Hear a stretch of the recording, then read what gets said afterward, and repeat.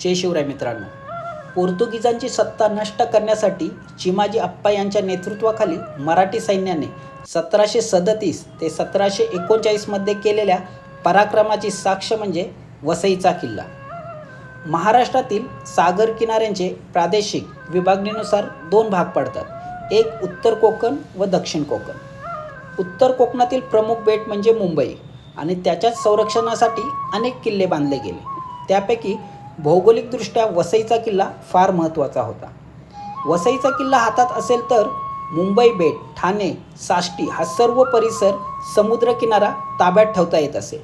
तसेच मुंबईजवळील साष्टी म्हणजे 6 नावाचा प्रदेश होता, त्यावर लक्ष ठेवण्यासाठी सुद्धा वसईचा किल्ला अतिशय महत्त्वाचा होता. या किल्ल्याचा इतिहास बघता इसवी सन 1414 मध्ये भंडारी बेंगाळी नावाच्या सरदाराने हा किल्ला बांधला. नंतर इसवी सन 1530 मध्ये गुजरातच्या सुलतानाने हा किल्ला त्याच्याकडून जिंकून घेतला. पुढे 1534 मध्ये वसईचा किल्ला पोर्तुगीजांकडे गेला. पोर्तुगीजांनी या किल्ल्याचे महत्त्व जाणून तो पुनर्बांधणीसाठी घेतला. वसईचा किल्ला जेव्हा पोर्तुगीजांनी बांधायला सुरुवात केली तेव्हा या कामाला त्यांना 10 वर्षे लागली. यावरून समजते की हा किल्ला किती मोठा होता. पुढे इसवी सन 1737 साली मराठ्यांनी वसई किल्ला घेण्याचा प्रयत्न केला, मात्र तो व्यर्थ गेला. त्यानंतर बाजीरावांनी वसई गडाची मोहीम चिमाजी अप्पांच्या हातात सोपवली. त्यानुसार इसवी सन 1738 मध्ये चिमाजी अप्पांनी मोहीम आखली. चिमाजी अप्पांनी किल्ल्यावरती दलदलीच्या बाजूने हल्ला करण्याचे ठरवले. त्यानुसार मराठ्यांनी किल्ल्याच्या उत्तर भागाला खिंडार पाडले व सारे मराठे हर हर महादेवाच्या घोषणा करत किल्ल्याच्या आत घुसले. मोठी लढाई झाली. दुर्दैवाने त्यावेळी सुरुंग उशिरा उडाले, त्यामुळे भरपूर मनुष्यहानी झाली. तुंबळ हातघाईची लढाई झाली. 2 मे 1739 रोजी सुरू झालेली लढाई 2 दिवस चालली. लढाईत पोर्तुगीजांची 800 माणसे मारले गेली. पोर्तुगीजांचा दारुगोळा संपला आणि पोर्तुगीज शरण आले. मराठ्यांनी किल्ला सर केला. मराठ्यांनी किल्ल्यातील बायका आणि मुलांना सुखरूप जाऊ दिले. पुढे 1780 मध्ये ब्रिटिशांनी किल्ल्याचा ताबा मिळवण्यासाठी बेत आखण्यास सुरुवात केली. त्यावेळी विसाजी कृष्ण लेले किल्ल्याचे किल्लेदार होते. सुरतेचा कर्नल गोडार्डला वसईच्या मोहिमेचा सेनाप्रमुख म्हणून नियुक्त करण्यात आले. समुद्रमार्ग आणि भूमार्ग या दोन्ही बाजूने किल्ल्यावर हल्ला करण्याची योजना ब्रिटिशांनी आखली होती. कर्नल हार्टले कल्याणवरून हल्ला करणार होता, तर गोडार्ड समुद्रमार्गाने हल्ला करणार होता.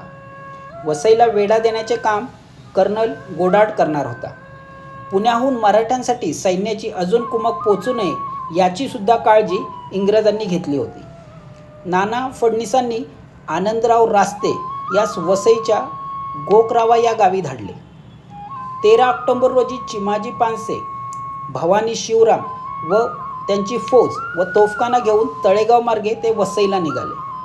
इकडे वसईच्या किल्ल्यावर अन्नधान्याची टंचाई भासू लागली होती. खजिना पण रिक्त झाला होता. लोक गावं सोडून गेले होते. गोडार्डने तोफांचा मारा सज्ज केला होता. 28 तारखेला तोफांची गोळीबारी सुरू झाली. मराठ्यांनी सुद्धा बुर्जावरून गोळीबारी सुरू केली. इंग्रजांनी गोकरावा व सोपार पूल उडवले. 7 डिसेंबरला किल्ल्यात दारुगोळा पडला आणि भयंकर स्फोट झाला. 9 ते 10 डिसेंबरला तोफखान्याचा मारा चालूच ठेवला होता. 10 डिसेंबरला 200 मराठ्यांच्या एका तुकडीने गोखरावा खाडी पार करण्याचा प्रयत्न केला, मात्र तो फसला आणि दुर्दैवाने 12 डिसेंबरला किल्ला इंग्रजांच्या ताब्यात गेला. या किल्ल्यावर पाहायचे झाल्यास वसईचा किल्ला पाहायला किमान 2 तास लागतात, कारण वसईचा किल्ला दशकोनी आहे आणि खूप मोठा आहे. गडाच्या प्रत्येक कोपऱ्यावरती बुरुज आहेत. किल्ल्याची तटबंदी 30-35 फूट उंच व 5 फूट रुंद असून अजूनही मजबूत आहे. किल्ल्यात एक गडीसुद्धा आहे. किल्ल्याला समुद्राकडून व जमिनीकडून एक प्रवेशद्वार आहे. किल्ल्यात चोर दरवाजेही आहेत. किल्ल्यावरती पाणी मुबलक प्रमाणात आहे. किल्ल्याचे प्रवेशद्वार बऱ्यापैकी शाबूत आहे. किल्ल्यात मारुतीरायांचे मंदिरसुद्धा आहे. प्रवेशद्वाराजवळ तटावर चढण्यासाठी पायऱ्या आहेत. त्या चढून गेल्यावर फांजीवरून सर्व किल्ल्याची रचना लक्षात येते. बालेकिल्ल्यात जनरलचा वाडा आहे, एक तलाव आहे, अनेक सरदारांचे वाडे आहेत, पहारेकऱ्यांच्या देवड्या आहेत, एक विहीर आहे आणि उद्ध्वस्त वास्तूंचे चौथारेसुद्धा आपल्याला गड किल्ल्यावरती बघायला भेटतात. किल्ल्यात वज्रेश्वरी मंदिर आणि नागेश्वरी मंदिरसुद्धा आहे. या किल्ल्यात पाण्याची सोय आहे, परंतु राहण्याची आणि जेवणाची सोय नाही. वसई गावात अनेक चांगले हॉटेल्स आहेत, तिकडे सर्व सोय होते. या किल्ल्यावर जाण्यासाठी आपल्याला तुम्ही कोठूनही आलात तरी प्रथम पश्चिम रेल्वेवरून वसई स्टेशन गाठावे लागते. आम्ही कोपर रेल्वे स्टेशनवरून ट्रेन पकडून वसईला आलो होतो. वसई स्टेशनपासून किल्ला 6 किलोमीटरवरती आहे. वसई स्टेशन ते किल्ल्यापर्यंत जाण्यासाठी बसेस, रिक्षा उपलब्ध आहे. तर मित्रांनो, तुम्हीसुद्धा या किल्ल्याला एकदा आवर्जून भेट द्या. गडावरती गेल्यानंतर गडाचे पावित्र्य राखा आणि गड संवर्धनास जास्तीत जास्त मदत करा. आपला हा व्हिडिओ जास्तीत जास्त शेअर करा, आपल्या व्हिडिओला लाईक करा आणि आपल्या यूट्यूब चॅनलला सबस्क्राईब करा. धन्यवाद मित्रांनो.